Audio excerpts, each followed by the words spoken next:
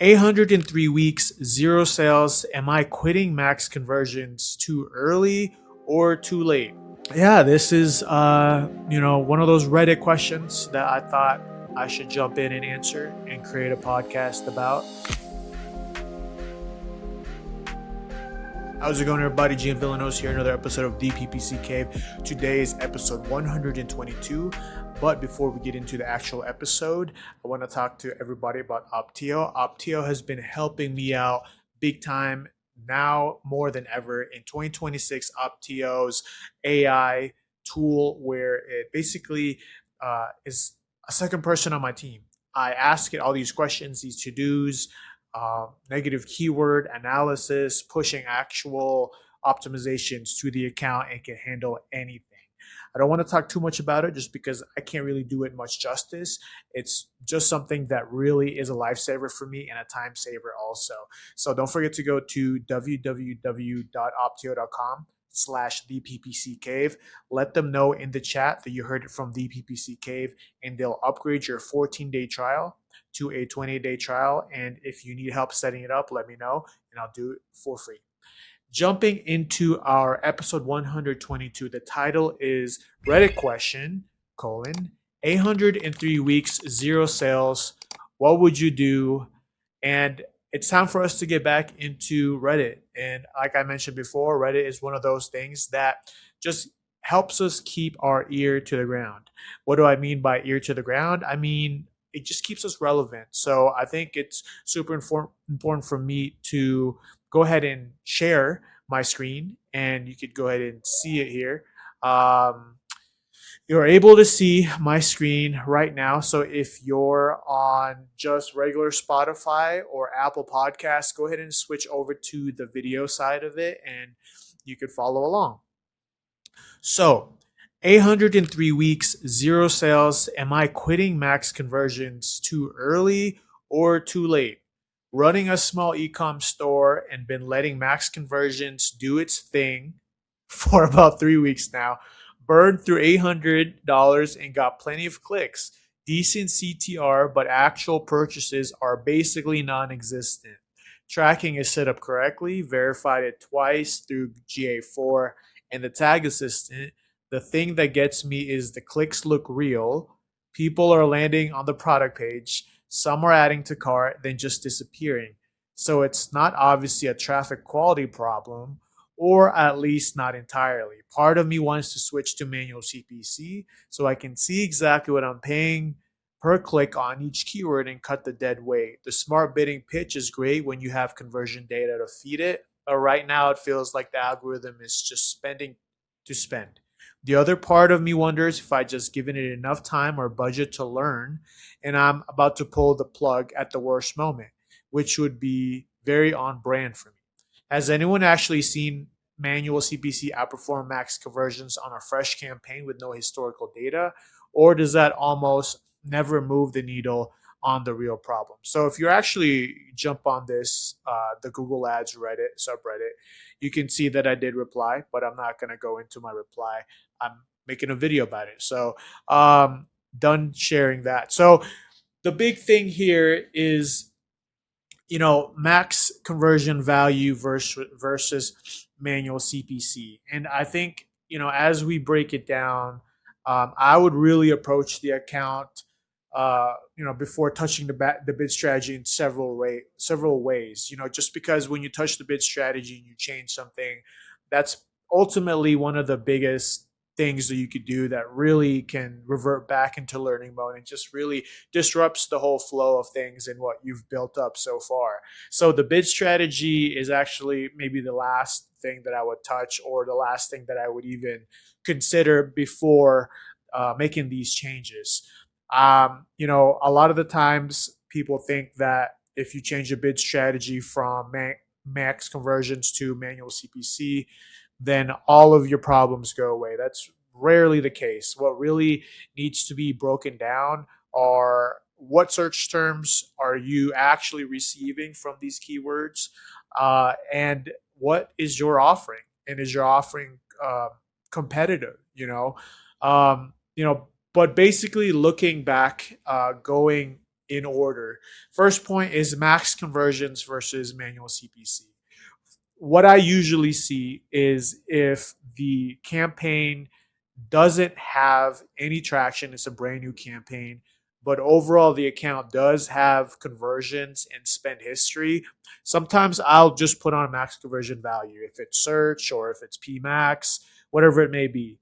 And I'm assuming this guy is running a search campaign towards a specific product page. And if that's the case, yeah, that's good. But we'll go over what I kind of like my take on that later on. But let's just, for example, consider that he is running a search campaign to a product page. Now, if there is no campaign history of conversions or much spend in the account, it's way better to run a manual CPC. And I used to tell Ryan, automated bid strategy all the way.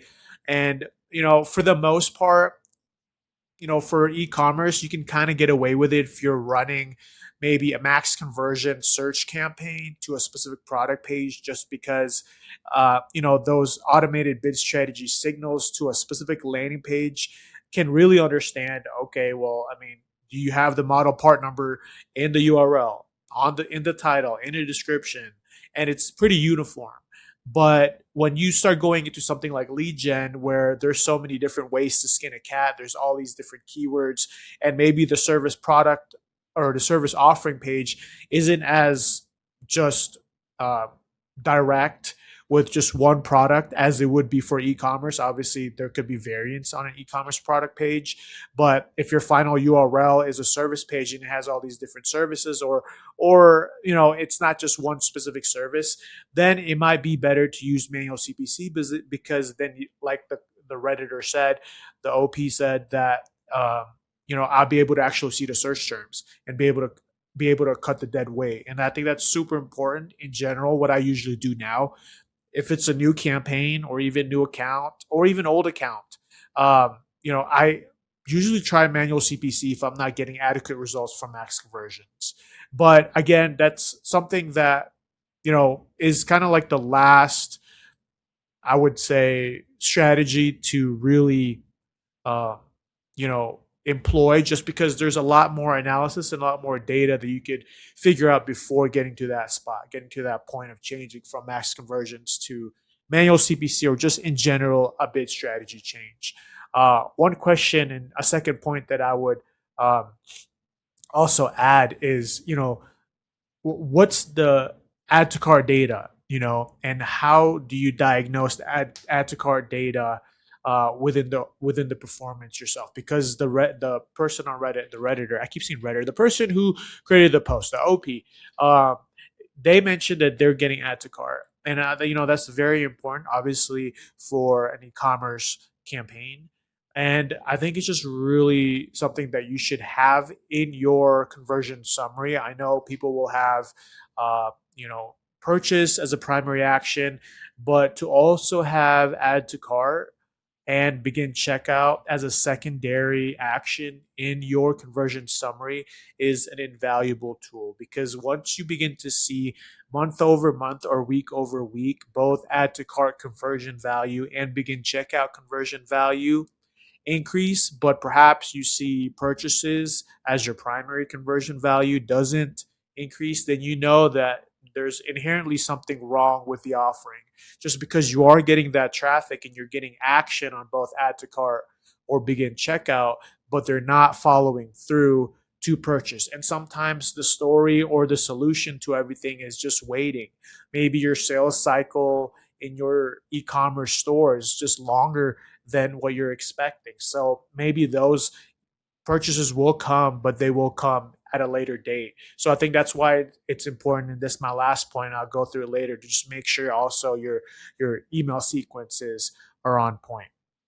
And so moving on to maybe the biggest, I think, most important point is you have to audit your search terms.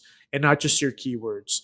A lot of the times we see the keywords working just fine. We see what's getting clicked, and we don't have any clue why we're not getting any conversions. Well, we're only looking at one half of the equation there when we look at the keywords. In a search campaign, there's obviously the keywords that you want to bid for, that's in your ad group or campaign. But then what are those keywords eliciting in the search term report? Are they exact match, phrase match, variants, or very similar, or something that's just totally irrelevant to the keywords that you have on there? So auditing your search terms is super important, making sure that you're as close as possible to the essence of the search keyword that you're providing to Google. And you need to be on top of those negative keywords. And not only negative keywords, but those negative keywords need to graduate to broad match negative keyword lists so that you don't basically run the risk of showing up for something that you know that's already relevant in the future. So the question is, when smart bidding, when another point is, because this guy is saying, I use smart bidding, is it time for me to quit? I kind of want to touch on when smart bidding has enough data to learn. I think that's super important to answer the question, when should I give up on smart bidding? Maybe you go and backtrack further on that before that. When can you use smart bidding? The answer to that question is, do you have enough data in the account in general to even feed smart bidding any signals? And if you don't, then you probably know that the answer is written on the wall, that you might need to do something more manual, or at least find more of the search terms that you're actually looking for, and those queries sculpted into the account, and success within those queries that you sculpt in those search terms that you get, before you can really be aggressive with handing off something to an automated bid strategy. Because smart bidding is super, it's like it's smart bidding will magnify anything that you're doing. If you're doing a lot of zero conversions, it'll magnify that. If you're doing conversions week over week that continue to increase, it could magnify that. So I think that's one point that we should really be aware of when we are doing smart bidding, especially if we're starting with smart bidding out of the gate and we have no historical data in either this new campaign or even in the account in general. Is the problem Google Ads or your website? That's something that you should really um, audit, just because it's not only an e-commerce problem, but a lead gen problem. If you're getting people that come in that add to cart, or even for lead gen, if you're getting people that are doing those lower level primary actions that you still deem as a lead generation. For example, you're getting a lot of clicks, but you're not, or you're getting a lot of phone clicks, but you're not getting a lot of form submits. I think it's important for you to audit your landing page and your final URLs. And in this case, your product page. Is it, I think it's like 3 seconds where we have, basically 3 seconds to let someone know that they're on the right website and they're not wasting your time. So maybe 1 second of that is loading, 2 seconds of that people reading above the fold and seeing, okay, this is the product that I searched for. This is a good price. This seems like it has a good reputation. The problem could be your final URL or your landing page. So make sure that you audit that and not only do all these levers and analysis on the Google Ads side, but then you're leaving the website portion of it also, kind of like you're leaving a lot on the table if you're not looking at both. That's what I'm trying to say. But yeah, always think of this for e-commerce and just any business in general. Am I winning on price? Are you looking at your competitors? Are you priced out? And do I have reputation? Do I have credibility, blog, social media? And what is my speed of service? What is my speed of delivery?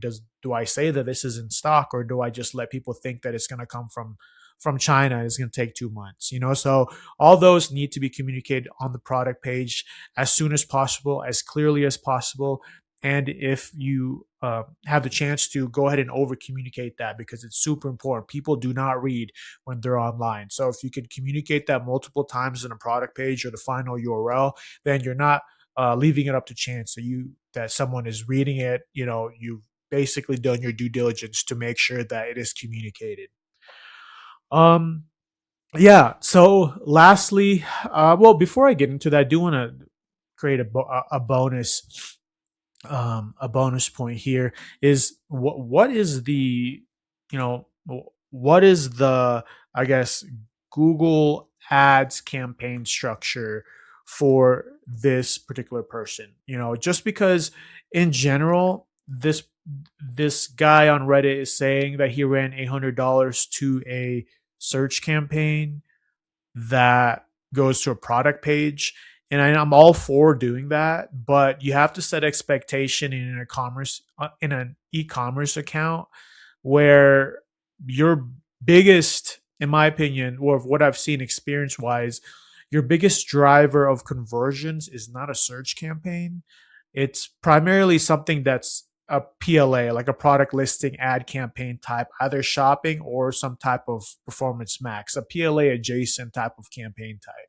And what that is, obviously you've seen it, is are you on Google Shopping? So I want to ask that too, just because, if you're out there listening to this and you're running an e-commerce store and you're saying, oh, Gene gave me all these tips to run a search campaign to a product page.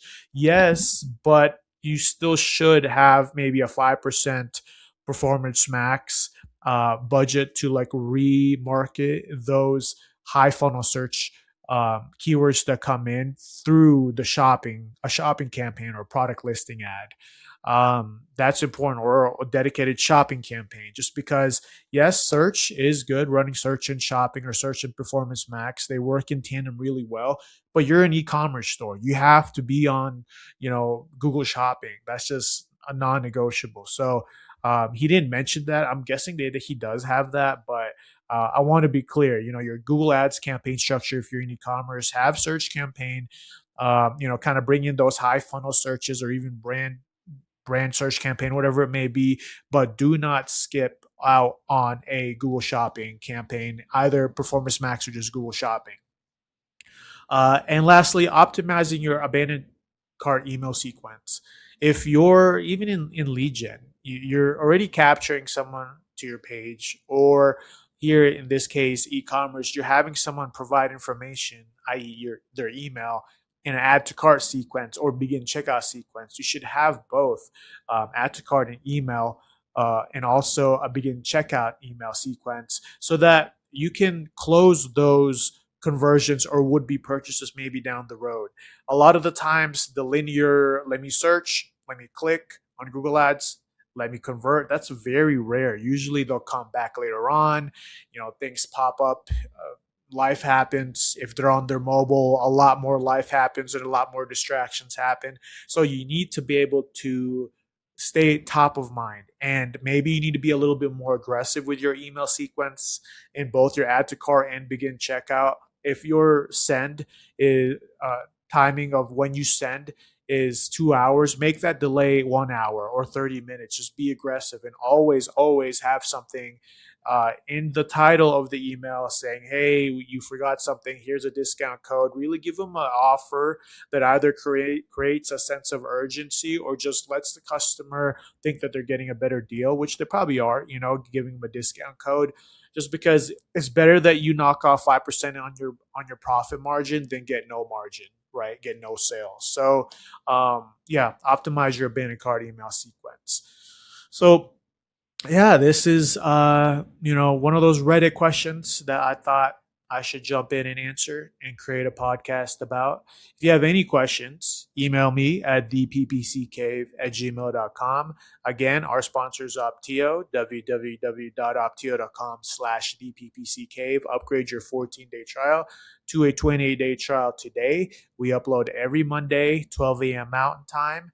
And we're all over social media, if it be TikTok, IG Reels, YouTube Shorts. We've been getting lots of YouTube questions on the YouTube lately, so I love it. Keep it going. Let me know if you hate what we're talking about, or if you like it, or if you have any, qualms or discrepancies against it. I love, reading them regardless of what they say. But yeah, we'll have Gene and Ryan episode coming up here shortly. But if there's nothing else, bye for now.